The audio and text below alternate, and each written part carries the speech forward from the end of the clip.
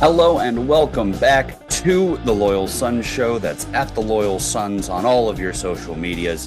Follow us here, follow us there for Pitt sports content you will not want to miss. If you love the way yesterday felt and hate the way today feels, this is the place for you. The Loyal Sons Show, a safe, sunshiny place for your Pitt athletics fix. Ladies and gentlemen, boys and girls, your Pitt Panthers are 1-0 after a 61-9 trouncing of the Duquesne Dukes from right across the street. How are we feeling, gentlemen? Do we feel good? I feel pretty good. We did what we were supposed to do, went in and took care of business. I'll admit, first quarter and a half, I was probably being pretty annoying with my criticisms of the team, but just a lot of sloppy stuff early, stuff I didn't want to see. Was already complaining about Cade Bell and where he's going to take the offense this year. I still have concerns. Not everything was satisfied in this game, but ultimately we won the game by 52 points. Pretty hard to complain about that. And we took care of business. We beat down the Dukes. Yeah, I agree. The first quarter, slow start, but that's just how week one goes. We'll get to some of the other college football news later after we talk about the huge revenge game that Pitt had, 80 years in the making. But a lot of teams around the country struggled. So the fact that, it's like, yeah, we played Duquesne, but we put up 60. There's bright spots. We can calm down and hope we clean it up for week two, because it's going to be a little bit harder each week moving forward. Dylan, can I assume it was you that tweeted from the account at Cade Bell, you stink? That would be the correct assumption. I will also say jackass. I ran it through Squid first, and he approved. He gave my approval. Yeah. I mean, we kind of have to keep him on his toes. We have to get back into the swing of things. I thought, we have to just rip the Band-Aid off. And, I think after that, the offense started to pick things up. So I do think our Twitter mention, can kind of light a fire under the offense at times. I agree. Have to assume Cade Bell was scrolling Twitter in between the first and second quarters, and that, it was our criticism that helped put him in check. No, I had to give you shit for that, because that in the first quarter of our opening game against an FCS opponent that we were still like skull dragging, I think is the I don't know, just the perfect microcosm for us and for Pitt fandom. I was right there with you though. I wasn't blaming Cade Bell for it. I do not. Cade Bell, if you're listening, which why wouldn't you be? I want you to know that I don't think you stink, but I also know Narduzzi loves being as vanilla as possible week one, and I think that's part of what's so frustrating is, we get the truncated playbook, and sometimes you just want, as a fan, to see, people, your key players at full gallop. You want to see everybody, stretching out their wings a little bit, and you want to see entertaining football after 6 months with no football. But you're right, they did put it together. I turned to my brother at one point in the second quarter and said, Eli Holstein is 6 for 12 for 35 yards.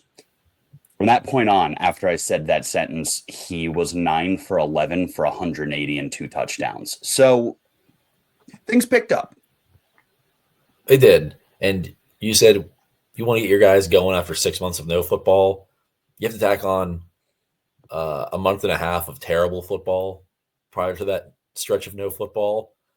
So they did that. The guys are feeling good about themselves now. Blue Hicks is probably on top of the world today. Kenny Johnson had a nice game, returning kicks and receiving. They got going. There were some guys get schemed open that we'd have liked to see throughout the whole game. It took a hot minute, but I'll say this. How much better would it be feeling right now if on fourth down, Cade Bell just sends out the kicking team and doesn't let Eli Holstein throw a pretty abysmal interception. That one was egregious. We feel a lot better. You're right. There'd be maybe like 1.5 things to complain about, but that one thing, even though he played flawless after, made some like actually really impressive throws. That ball to Blue Hicks was right where it needed to be. He helped him out a little bit with the one-handed snag, but some good placement on those. What about that Kenny? I want to say, what about that Kenny Johnson touchdown where he felt the pressure coming from his backside, moved up in the pocket, and then was getting dragged down, but still threw Kenny Johnson open in the end zone? That was a real turning point for me, where I was like, okay, he's first 7-game Eli Holstein still in there.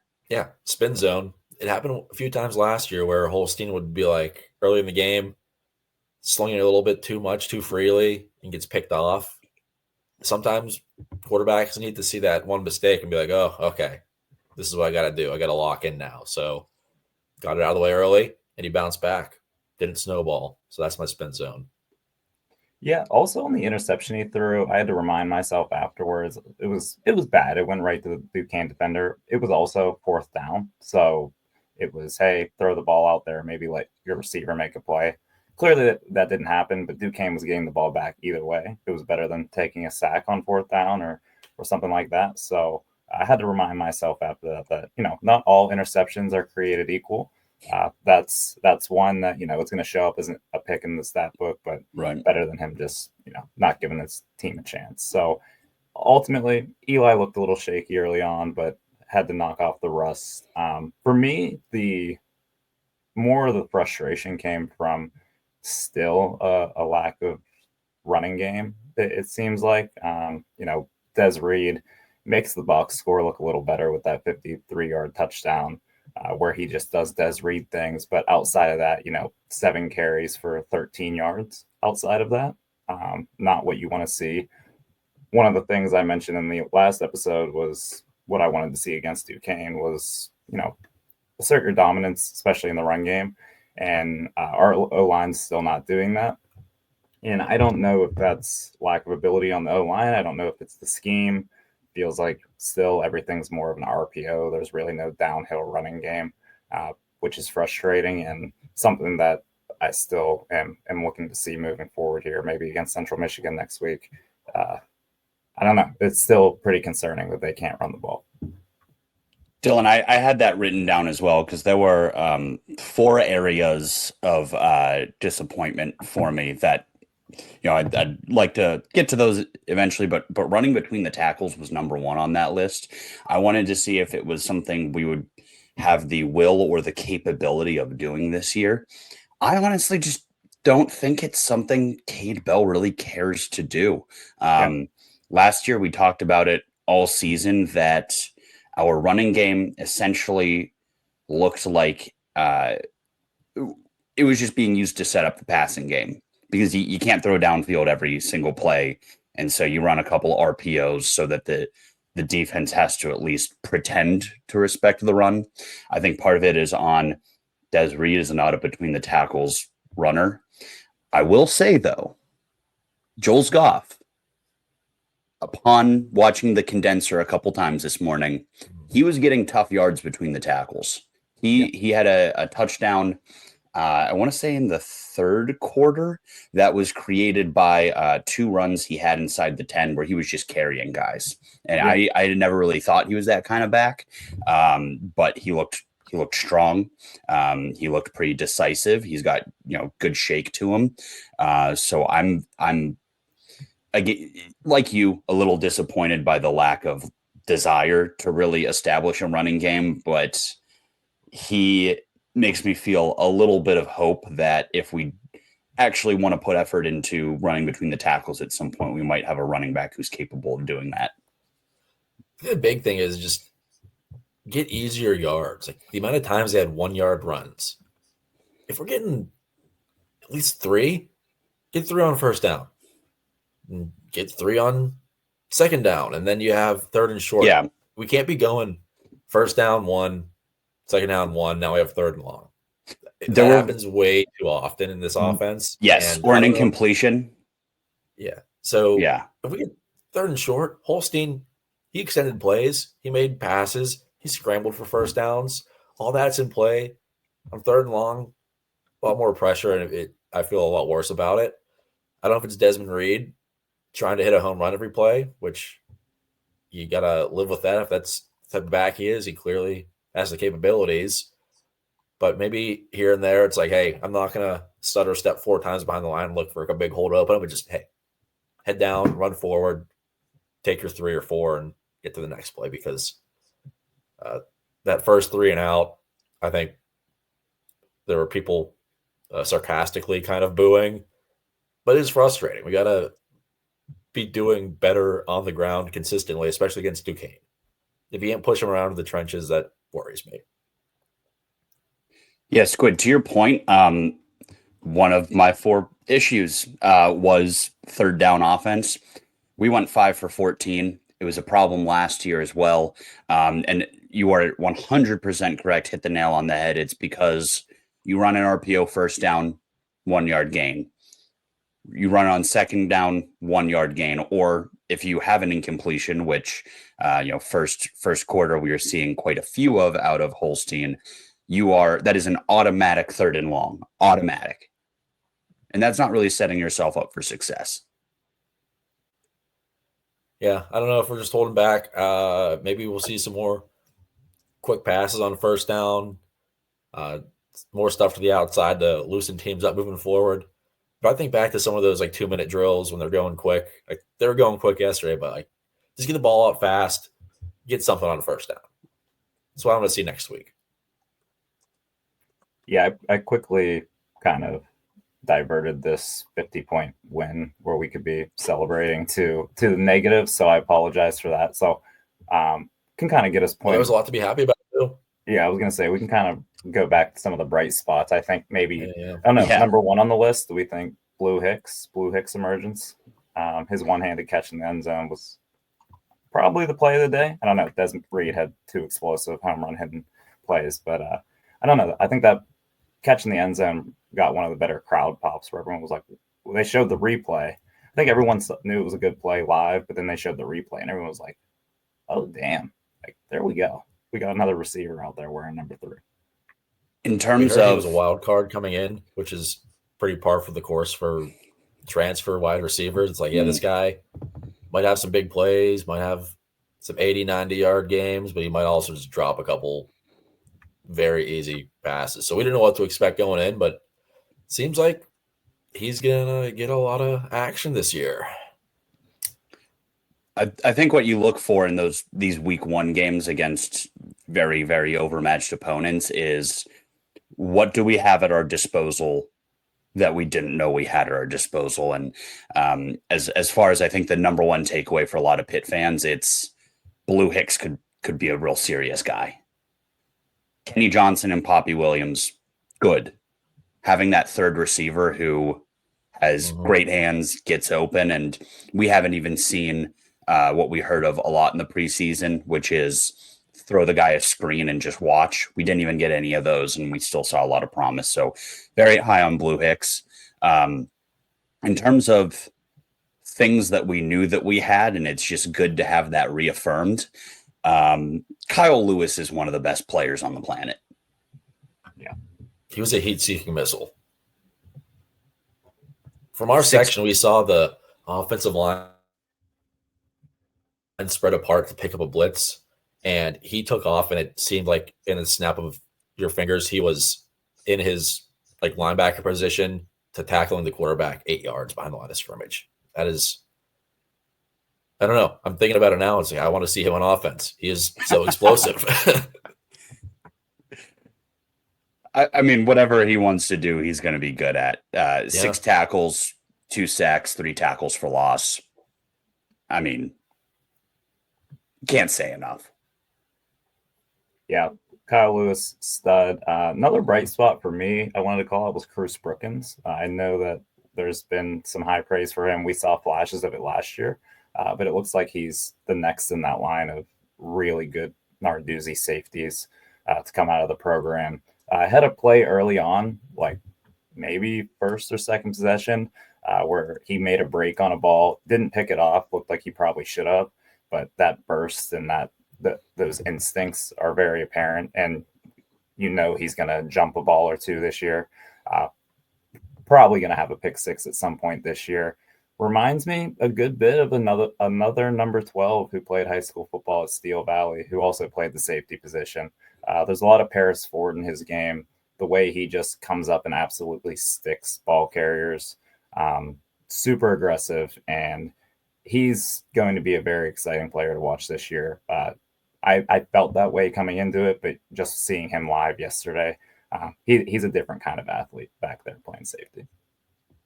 There's a play where he made an open field tackle, which would have been a hard tackle to make, but he didn't just make the tackle, he buried the guy.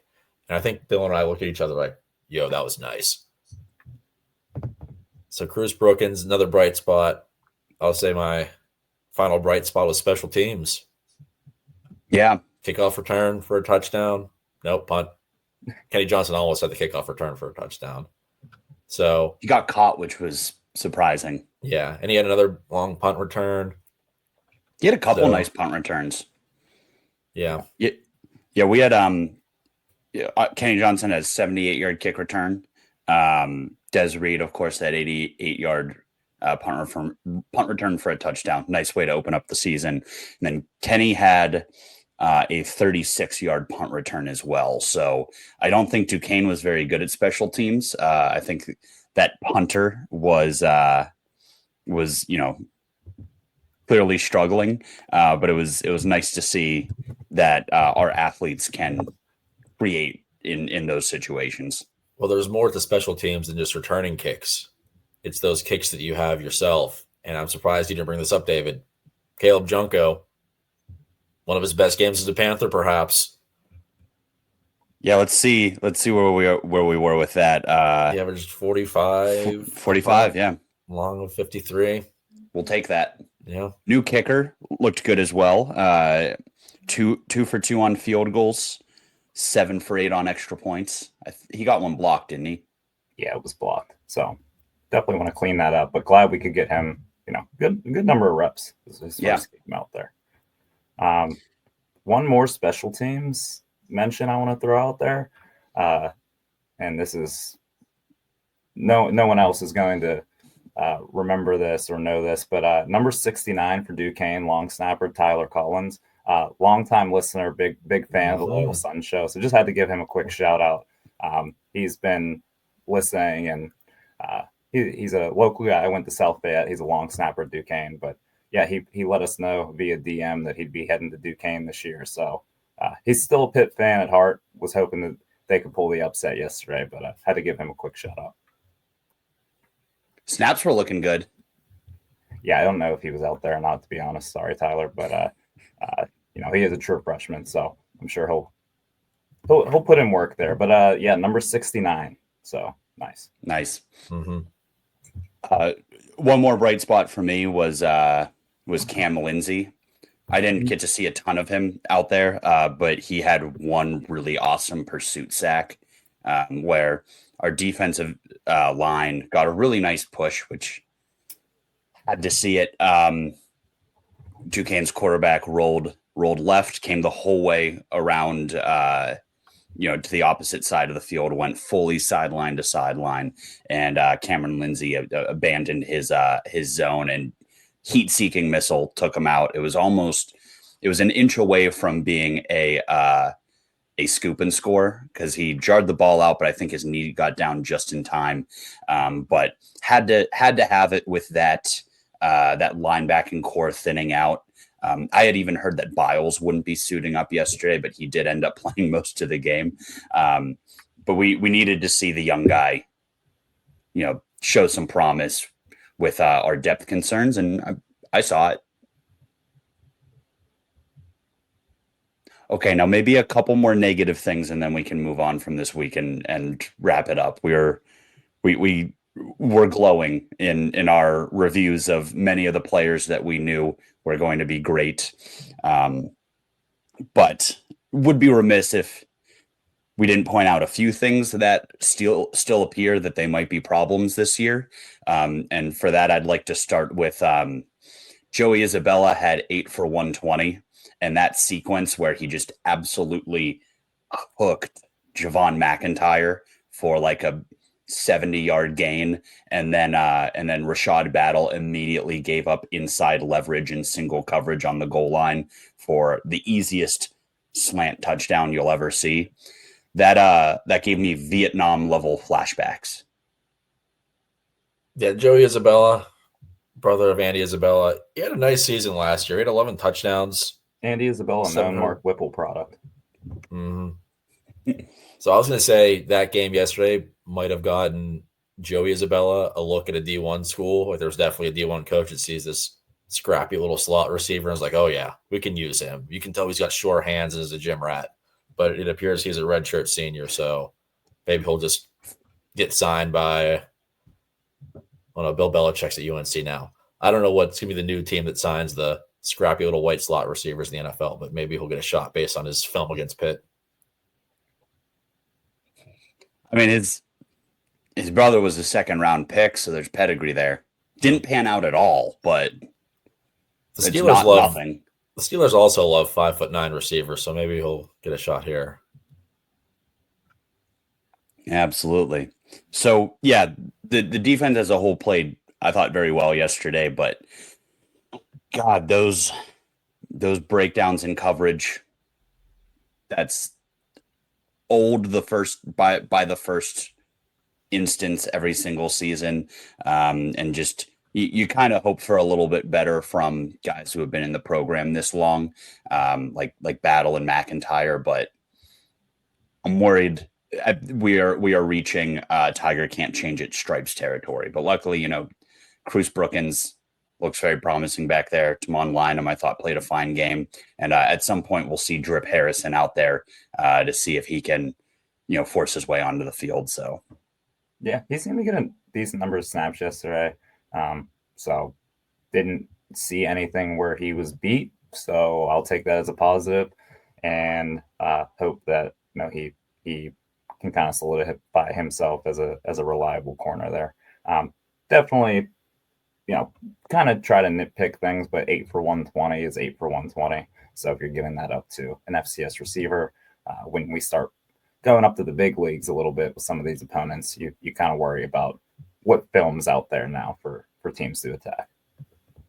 I think Drip Harrison started the game. He was out there the first possession at corner, so apparently we'll be seeing him. I know Lynam was in there a good bit too. I don't know who the total snap breakdown for the first half, but it's one of those things you like to see the question marks play well. So we saw some defensive ends step up. We saw some backup linebackers. The coveted who's going to be the wide receiver spot 3, Blue Hicks stepped up to the plate. So guys stepped up. Got to do it again next week. Yeah. All in all, there were certainly improvements I was hoping the team would make that it doesn't appear we took that step in the offseason. And there were points yesterday where I felt shitty, but then rolling out the Smoke and Joes after and watching the rest of the college football slate, I was kind of like, oh, everybody sucks right now. Everybody sucks week 1. So I feel a lot better today having watched legitimately every other team on the planet struggle this weekend. So, they say you can tell a lot by the way a team improves week 1 to week 2. That's when they take the biggest jump. So I think we'll see against Central Michigan what we can expect truly from this team in terms of improvement this year. Any final thoughts on the Pitt game? Tailgate was awesome. Perfect weather. Great breakfast food. The mangoes were going down smooth. All is right. Pitt's undefeated. We're 1-0. Feels good. Yes, it does. All right, well, let's move on to some general college football talk. We won't do it too long. This is a Pitt podcast, but I'd love to hear any takeaways you guys have as we hunker down at Smoke and Joe's in the South Side to watch the afternoon slate.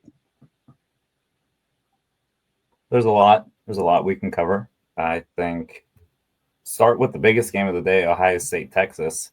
14-7 final. kind of a snoozer, it seemed like. I got to catch a good amount of the second half. Arch Manning just getting absolutely roasted on social media. Did not show up and show out. Can't say Julian Sayin played much better, but he didn't have the pedigree of two Hall of Fame quarterback uncles and grandfather of Archie himself. So, yeah, I think that's probably the biggest takeaway. People can kind of finally pump the brakes on the Arch train. Not out on him. He made a few throws where I was like, oh, that's what everyone's so excited about. But at the end of the day, he didn't really show up. That's my big takeaway is maybe we can all take a chill pill on this is the next great quarterback prospect. My big takeaway is Pitt has another very tough game on their schedule. Probably. We knew Miami would be tough. We know Notre Dame's going to be tough. Florida State, I think the point line is going to shift a little bit in Florida State's favor after what they did to Alabama. I know Tom Castellanos through the air, whatever. He's not a good passer, but he ran for a lot, and they dominated that game. People were hyping up Ty Simpson a lot all offseason. They're like, hey, he's solid. He'll get the job done. Like the Bama defense is the Bama defense of old. Like year 2 of DeBoer, they got worked by the Seminoles of the ACC. Yeah, it turns out Tom Castellanos very fun and was just playing in a Bill O'Brien offense. That might have been his problem. You know that Tom Castellanos is out of Boston College and playing great elsewhere. I think we just assume that that's what happens to all quarterbacks who are trapped in Boston College. Once they go to a new school, they just turn it up a notch and get way better. There's a long history of that. Any specific examples? I can't think of any off the top of my head other than him. There might be one somewhat recently, but no, I'm drawing a blank. All right, good. My big takeaway was the immediate victory Tennessee can declare in its quarterback trade with UCLA because Nico looked horrible last night as they got killed by Utah. Watch out for the Utes this year, by the way. They have a real quarterback in Devin Dampier. Yeah, Nico looked horrible, and Joey Aguilar looked exactly like a quarterback should look in Heupel's offense, which is to say he hit the guy that was opened by a million yards pretty consistently. So really just a good career move by Nico and his family there. Hope they're happy.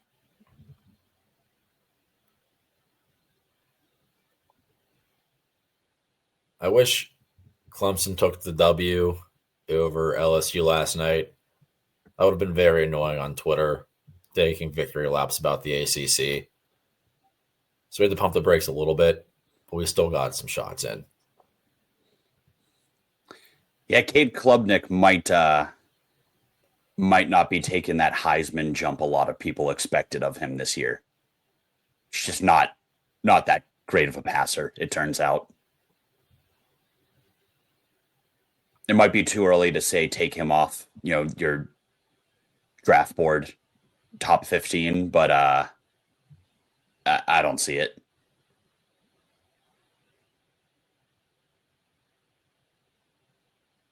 Anything else, or is it time to turn our attention to week 2? Yeah, let's talk about the Chippewas. So the Chippewas are coming off a shocking victory against San Jose. I believe they were 2 touchdown dogs, and they pulled it off 16-14. Pretty hilarious box score if you are listening at home and want to follow along.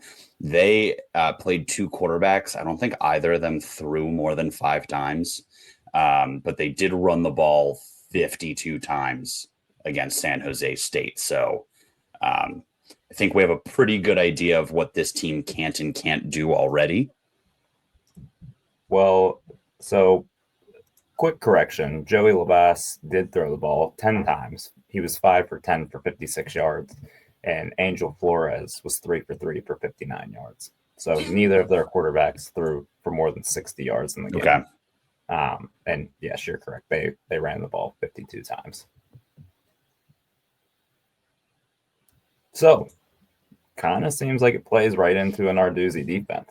Dare them to throw the ball over top. So very weird box scores. One thing that jumps out is Central Michigan was 2 for 13 on third down, but somehow won. Then you scroll down a little bit further and you see that San Jose State turned it over 3 times and Central Michigan turned it over 0 times. I think San Jose State also went through hell kicking the ball. Yeah, 2 missed field goals. Their kicker, Dennis Lynch, was 0 for 2. So, yeah, I didn't watch this game, but my understanding was there was a lot of nonsense that went into Central Michigan pulling it out. And the box score absolutely appears to reflect that. If I was in charge of making the graphics for the pregame broadcast where it's like, what are the keys to the game? And it's always just the most generic things ever, like run the football, complete passes, score Win points. on third down, yeah. I would say for Pitt, it would be don't be stupid and don't turn the ball over. Okay. Simple enough. That's what I'm getting from this box score. A lot of self-inflicted dumb things happened to San Jose State, and they still almost won the game.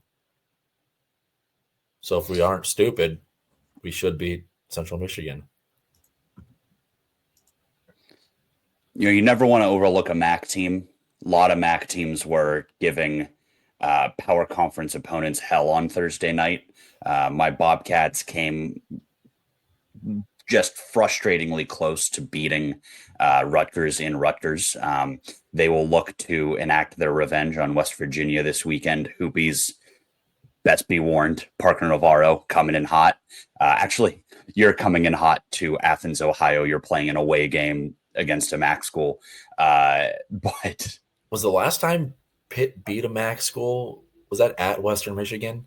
Yeah, I immediately realized I was being a massive hypocrite, but it's fine. Yeah. Keep it rolling. We are certainly on a but we did beat Kent State one-game losing streak against the MAC. We did beat Kent State at home last year. Yep, Kent State. Okay. But yes, we have also played a road game in the MAC. So we'll just ignore that part. But all that to say, can't overlook these MAC teams. I think we should kill them, but yeah, let's not miss multiple field goals and throw a ton of picks despite statistically skull dragging a team like San Jose State did. What do you guys need to see next week after we just went over the highs and lows of week 1, the pleasant surprises as well as the not so pleasant ones? What do you need to see? I'll start with the defensive line. Yes, they look good. They got some pressure, some sacks. They stopped the run well. Every once in a while, even though Narduzzi preaches to stop the run before anything else, every once in a while these weaker teams will bust off a few long runs earlier in the year because guys just aren't where they're supposed to be, I guess. But that didn't happen. But it was also Duquesne. So I'd like to see that consistently, especially against a team that will run the ball probably 40 times. Yeah, I would like to see. Well, also, before I go into what I would like to see, in my scouting of Central Michigan, I actually found an elite name that they have on their team, Rusty Van Wetsinga IV. Oh, that's awesome. He's listed as a tight end, was actually at Iowa the previous 2 years as a fullback, primarily as a fullback. Looks like he's playing tight end at Central Michigan.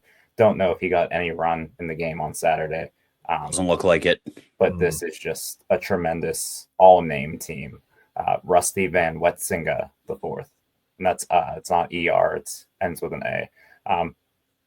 Now to proceed with what I would like to see on Saturday, outside of that guy's jersey. Yeah, it's the same key I wanted to see against Duquesne that we didn't really see, is some level of effectiveness running the football. We talked about it enough on this episode already, but running between the tackles doesn't seem to be a focus or a concern for Cade Bell.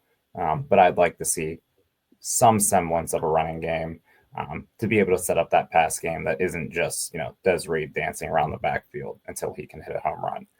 Would like to see some more Joel's Goff too. I agree with what you said, David, about him looking to be more of that between the tackles, traditional type running back.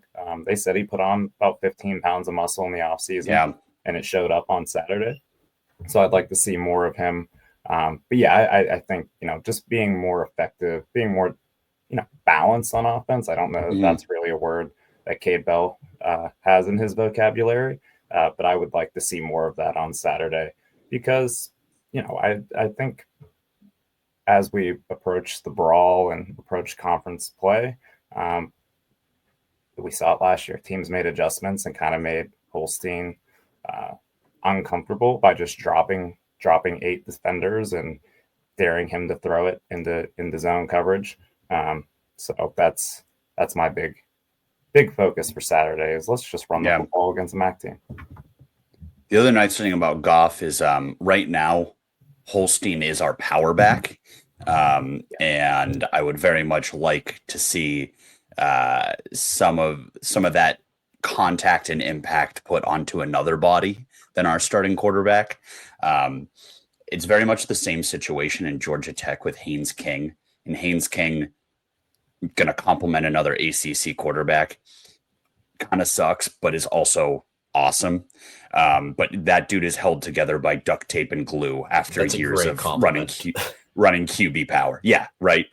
That dude is constantly limping because they just use him like a fullback, and I don't want to see the same thing happen to Holstein. So I'm with you, Dylan. I think you guys pretty much covered everything I want to see.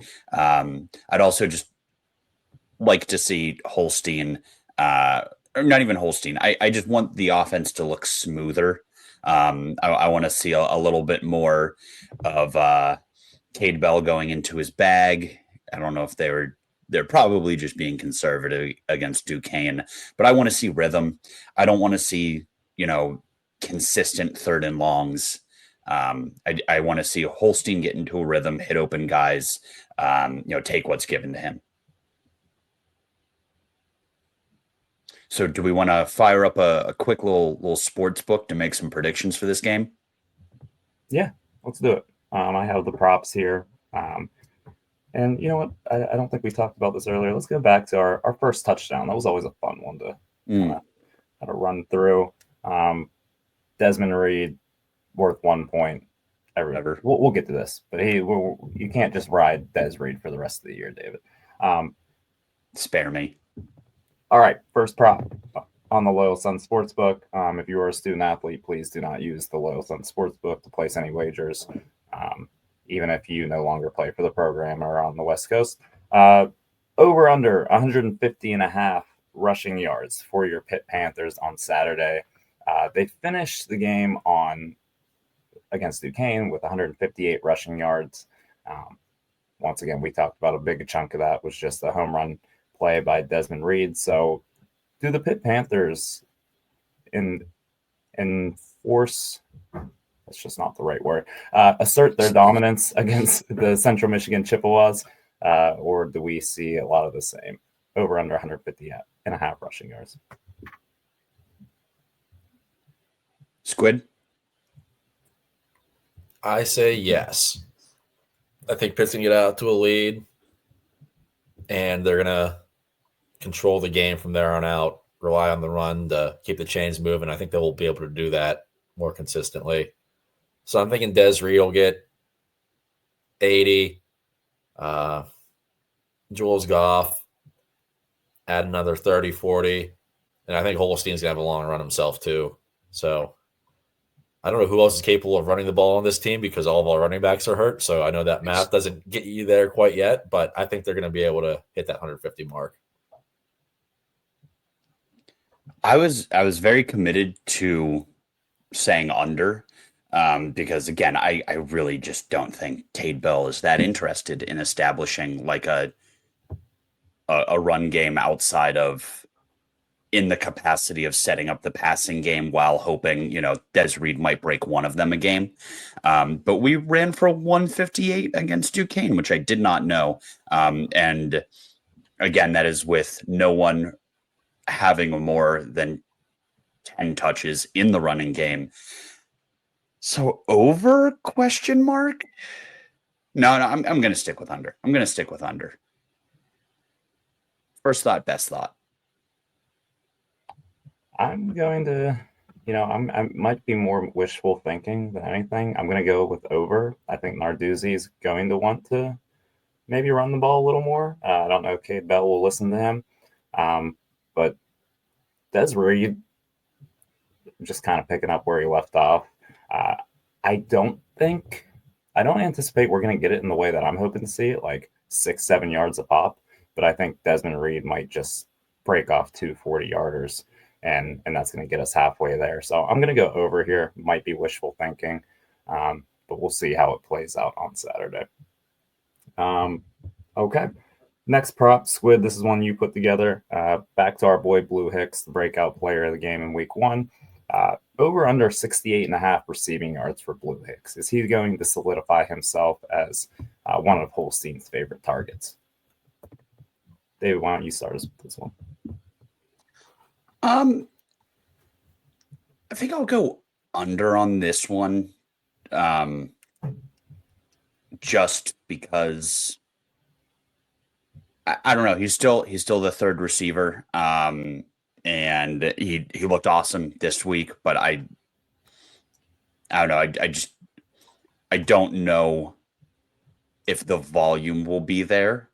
Because you still have mouths to feed in Kenny Johnson and Poppy Williams. And we did not really get Des Reed involved in the passing game at all this week. And I imagine that is something that they're going to do as our opponents get better, ramp him up a little bit. I say under just by a little bit, just because I don't think he's going to be getting the 8 requisite targets to get to that number. But hey, could bust an 80-yard screen and make me eat my words on the first drive. So we'll see.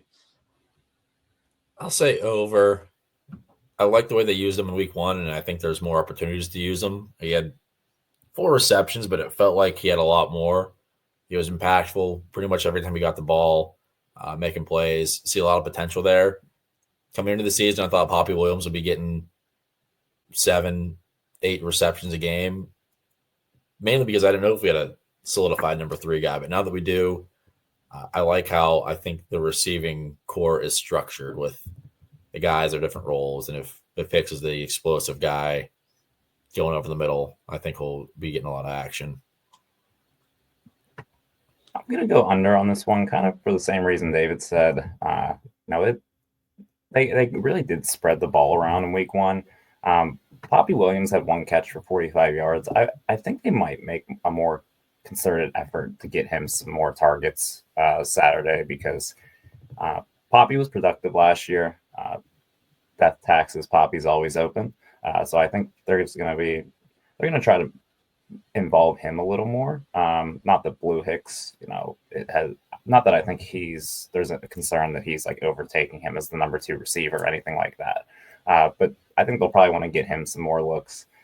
Also, Zion Fowler had 2 catches. It looked like they wanted to get him involved early. Deuce Spann, they threw him 2 screen passes. So it does seem like they have a lot of guys that they're trying to get touches. We'll see if that continues throughout the year as we, approach, it's Duquesne, right? So you're trying to get everyone their touches, see what they can do.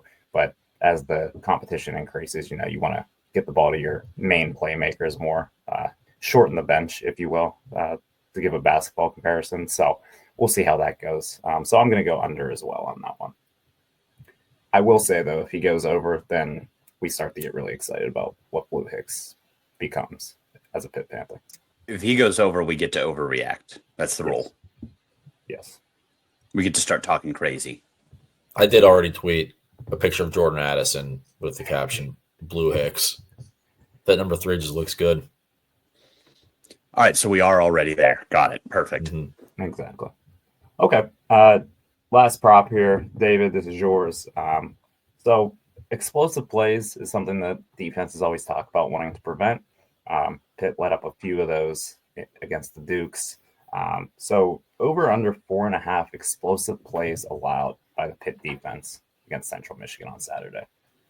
If I can clarify, throw a qualifier on it. I believe an explosive play is defined as a pass of over 20 yards or a run of over 15 yards. Duquesne had 3 of those yesterday. Thank you for the qualifier. Yes. So we'll use that definition. And I can start us with this one. I'm going to go over here.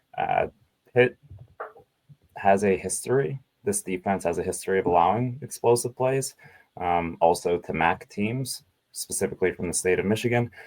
So I'm slightly concerned. I'm always going to be concerned. I think there's going to be a few early that are going to kind of have us, tense up a little bit.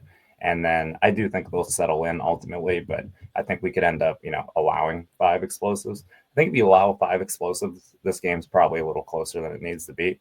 And I'm not out of the woods yet on this team giving us easy wins against inferior opponents. So I'm going to go over. I can't think of a game that has caused more long-term snake bittedness than Western Michigan in 2021. They are still so far in our head. It's honestly a good thing that almost every team runs RPOs, because there's a 2-year stretch where we'd be like, oh, who's Pitt playing this week? Oh, this team. What do they do? Oh, they're an RPO team. Uh-oh, here we go again. Now everyone does it, so we don't think about it as much. It's forced us to become at least competent at defending it. True. And facing it in practice now, helps. Yeah. I want to say under, because when you think about Pitt's strengths on defense compared to what Central Michigan will probably want to do, which is run the ball, I feel good about that. I think the defensive line showed me a lot of good things. I'm bullish on the defensive tackles. And I think a lot of those explosive run plays come from your linebackers, maybe not being in the right place or making a wrong read. And I feel very good about our linebackers being in the right place. So that doesn't really scare me. But what does scare me is if they run, they'll beat us over top of the few play actions where we saw Javon McIntyre bite on a double move. Battle, line them, Harrison, to play aggressive. But I don't know. We saw the ups and the downs of the secondary last year when they were good. It was like, wow, these guys are solid.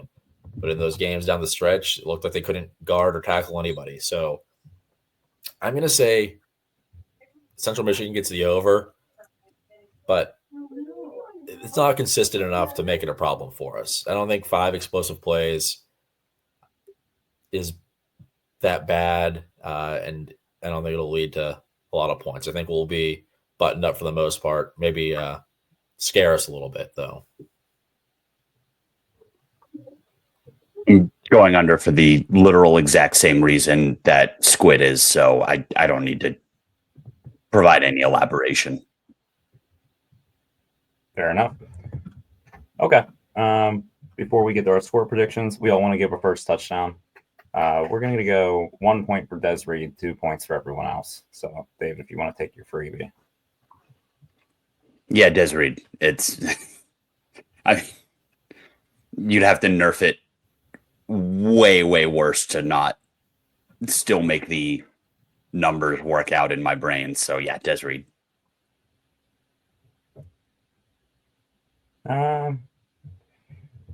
Give me Kenny Johnson. I think Kenny Johnson has a big week next week, and I think he starts it off with a bang early on. So I'm going to go with Kenny Johnson. I'm going to go with Holstein.